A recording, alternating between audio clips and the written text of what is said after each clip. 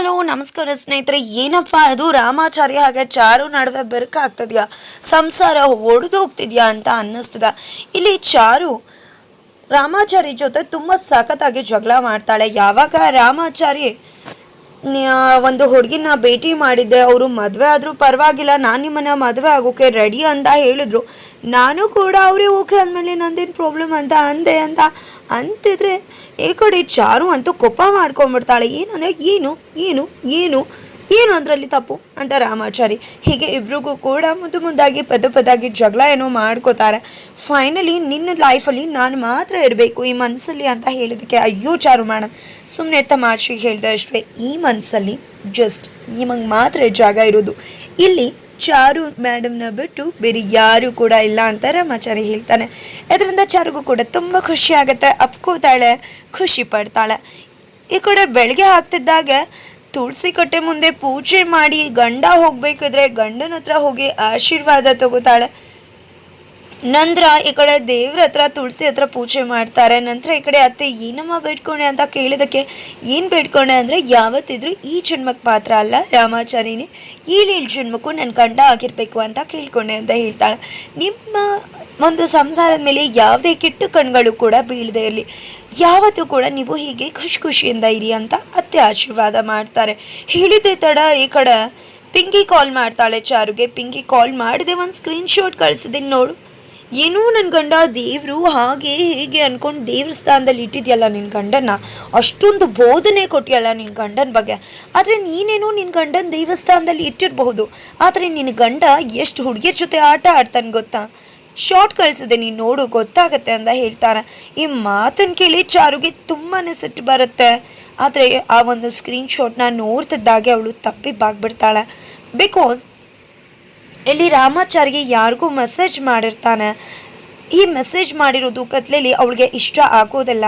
ಅದನ್ನು ರಾಮಾಚಾರಿ ಬಳಿ ಕೇಳಿದಾಗ ರಾಮಾಚಾರಿ ಜಸ್ಟಿಫೈ ಮಾಡೋಕ್ಕೆ ಟ್ರೈ ಮಾಡೋಕ್ಕೆ ಹೋದರೂ ಕೂಡ ಅದಕ್ಕೆ ಚಾರು ಅವಕಾಶ ಕೊಡದೆ ಕಿರ್ಚಾಡಿ ಕೂಗಾಡಿ ಬಾಗ್ಲು ಹಾಕೊಂಡ್ಬಿಡ್ತಾಳೆ.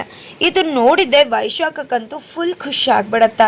ತಕ್ಷಣ ಮಾನ್ಯ ಅಂತ ಅವ್ರಿಗೆ ಕಾಲ್ ಮಾಡಿ, ಮೇಡಮ್ ನೀವು ಕೇಕೆ ಕಳಿಸೋದನ್ನು ನಿಲ್ಲಿಸ್ಬಿಡಿ, ಸ್ಟಾಪ್ ಮಾಡಿ ಆ ಪ್ಲ್ಯಾನ್ನ ಅಂತಾಳೆ.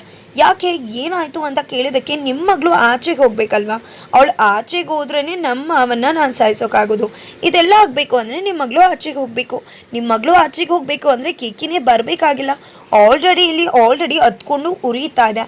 ಒಂದಿನ ಕೂಡ ಚಾರು ರಾಮಾಚಾರಿ ಮೇಲೆ ರೇಗ್ದವಳಲ್ಲ. ಎಲ್ಲಿ ನಾನು ರೇಗದೆ ಅವ್ನು ನನ್ನಿಂದ ದೂರ ಆಗಿಬಿಡ್ತಾನೆ ಅನ್ನೋ ಭಯ ಇತ್ತು. ಆದರೆ ಈಗ ರಾಮಾಚಾರಿ ರೇಗೋದು ನೋಡಿದ್ದೀನಿ, ನಿಮ್ಮ ಮಗಳೇ ಜಗಳ ಆಡ್ತಿದ್ದಾಳೆ, ಎಷ್ಟು ಜೋರಾಗಿ ಜಗಳ ಆಡ್ತಿದ್ದಾಳೆ ಗೊತ್ತಾ. ರಾಮಾಚಾರಿ ಮಾತಾಡೋಕ್ಕೂ ಅವಕಾಶ ಕೊಡದೆ ಬಾಗ್ಲನ್ನ ಹಾಕ್ಕೊಂಡೇ ಬಿಟ್ಲು. ಅಂದಾಗ ಏನಾಯಿತು ಏನು ಅಂತ ಕೇಳಿದಕ್ಕೆ, ಏನೋ ರಾಮಾಚಾರಿ ಯಾವುದೋ ಹುಡುಗಿಗೆ ಮೆಸೇಜ್ ಮಾಡಿದಾನಂತೆ, ಯಾಕೆ ಮಾಡಿದೆ ಏನು ಅಂತ ಎಲ್ಲ ತರಾಟೆಗೆ ತೊಗೊಂಡಿದ್ದಾಳೆ, ಅವರಿಬ್ಬರು ನಡುವೆ ಹತ್ಕೊಂಡ್ಬಿಡ್ದೆ. ಇದನ್ನು ನೋಡಿದ್ರೆ ಕೇಕ್ ಏನು ಬರಬೇಕಾಗಿಲ್ಲ, ಅದಕ್ಕೂ ಮುನ್ನ ನಿಮ್ಮ ಮಗಳೇ ನಿಮ್ಮ ಮನೆಗೆ ಬಂದ್ಬಿಡ್ತಾಳೆ ಅನ್ಸುತ್ತೆ ಅಂತ ಹೇಳಿದಕ್ಕೆ, ಸರಿ ಆಯಿತು ಅಂತ ಹೇಳ್ತಾರೆ ಮಾನ್ಯತಾ.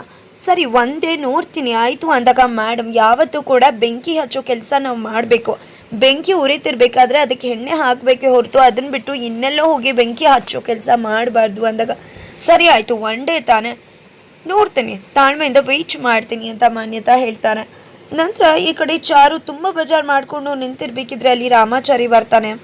ಕನ್ವಿನ್ಸ್ ಮಾಡೋಕ್ಕೆ ಟ್ರೈ ಮಾಡ್ತಿರ್ತಾನೆ.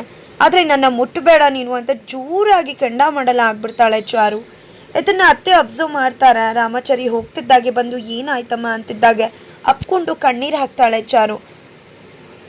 ಏನಾಯಿತು ಅಂದಾಗ ಯಾವುದೋ ಹುಡುಗಿಗೆ ರಾಮಾಚಾರಿ ಮೆಸೇಜ್ ಮಾಡಿದ್ದ ಅಂದಾಗ, ಅದಕ್ಕಷ್ಟೇ ಅವನ ಮೇಲೆ ಅನುಮಾನ ಪಟ್ಬಿಟ್ಯಾ ನೀನು, ಒಬ್ಬ ಫ್ರೆಂಡ್ ಹೇಳಿದ ತಕ್ಷಣ ಗಂಡನ ಮೇಲೆ ಡೌಟ್ ಪಟ್ಯಾ, ನಿನ್ನೆ ನಿನ್ನ ಗಂಡ ನಿನಗೋಸ್ಕರ ನನ್ನ ಹೆಂಡತಿ ಬರಲಿಲ್ವಲ್ಲ ಅಂತ ಎಷ್ಟು ಕಾಯ್ಕೊಂಡಿದ್ದ, ಅವನು ಯಾವುದೇ ರೀತಿ ಡೌಟ್ ಬರಲಿಲ್ಲ. ಹಾಗೆ ಗಂಡನ ಮೇಲೆ ಯಾವತ್ತೂ ಯಾರು ಏನೇ ಹೇಳಿದ್ರು ಡೌಟ್ ಇರಬಾರ್ದು. ನಿನ್ನ ಮನಸ್ಸಿಗೆ ನಿನ್ನ ಗಂಡ ಅವನ ಪ್ರೀತಿ ಏನು ಅನ್ನೋದು ಗೊತ್ತಿರಬೇಕು. ಯಾರೋ ಮೂರನೇ ವ್ಯಕ್ತಿಗಳು ಮಾತಾಡಿದ್ರು ಅಂತ ಅವ್ರ ಮಾತುಗಳಿಗೆ ಕಿವಿ ಕೊಟ್ಟು ಈ ರೀತಿ ಅನುಮಾನ ಪಡೋದು ತಪ್ಪು ಅಂತ ಬುದ್ಧಿ ಹೇಳ್ತಾರೆ. ನಂತರ ಚಾರುಗೂ ಕೂಡ ಮನವರಿಕೆ ಆಗತ್ತೆ ತಾನು ತಪ್ಪು ಮಾಡಿದೆ ಅಂತ. ಫೈನಲಿ ರೂಮಲ್ಲಿ ರಾಮಾಚಾರಿ ಇದ್ದಾಗ ಅಲ್ಲಿಗೆ ಬಂದು, ದಯವಿಟ್ಟು ನನಗೆ ಕ್ಷಮಿಸ್ಬಿಡು ರಾಮಾಚಾರಿ, ನಿನ್ನ ಮೇಲೆ ಅನುಮಾನ ಪಡಬಾರ್ದಿತ್ತು, ನೀನು ಅಂಥವ್ನಲ್ಲ, ಆದರೆ ನಾನು ನಿನ್ನ ಮೇಲೆ ಅನುಮಾನ ಪಟ್ಬಿಟ್ಟೆ ಅಂದಾಗ, ನಿಮಗೆ ಈಗ ನನ್ನ ಮೇಲೆ ಅನುಮಾನ ಅಲ್ಲಲ್ಲ, ಅಷ್ಟೇ ಸಾಕು ಚಾರು ಮೇಡಮ್ ಅಂತ ಹೇಳಿದಾಗ, ಆದರೂ ರಾಮಾಚಾರಿ ನಾನು ಯಾಕೆ ಆ ರೀತಿ ಕೋಪ ಮಾಡ್ಕೊಂಡೆ ಹೇಳು? ಎಲ್ಲಿ ನಾನು ನಿನ್ನ ಕಳ್ಕೊಂಡ್ಬಿಡ್ತೀನಿ ಅಂತಾನೆ ಹೊರತು ನಿನ್ನ ಮೇಲೆ ಅನುಮಾನ ಪಟ್ಟಿದ್ದಲ್ಲ ರಾಮಾಚಾರಿ. ದಯವಿಟ್ಟು ನನಗೆ ಕ್ಷಮಿಸ್ಬಿಡು. ಯಾವತ್ತಿದ್ರೂ ಈ ಮನಸ್ಸಲ್ಲಿ ನಾನು ಮಾತ್ರ ಇರಬೇಕು ಅಂತ ಅಪ್ಕೋತಾಳೆ. ರಾಮಾಚಾರಿ ಕೂಡ ಅಪ್ಕೊಂಡು ಸಮಾಧಾನ ಮಾಡ್ತಾನೆ. ಫೈನಲಿ ಚಾರಿ ನಡುವೆ ಇರೋ ಒಂದು ಪ್ರಾಬ್ಲಮ್ ಹಾಗೆ ಇತ್ಯರ್ಥ ಆಗಿಬಿಡುತ್ತೆ.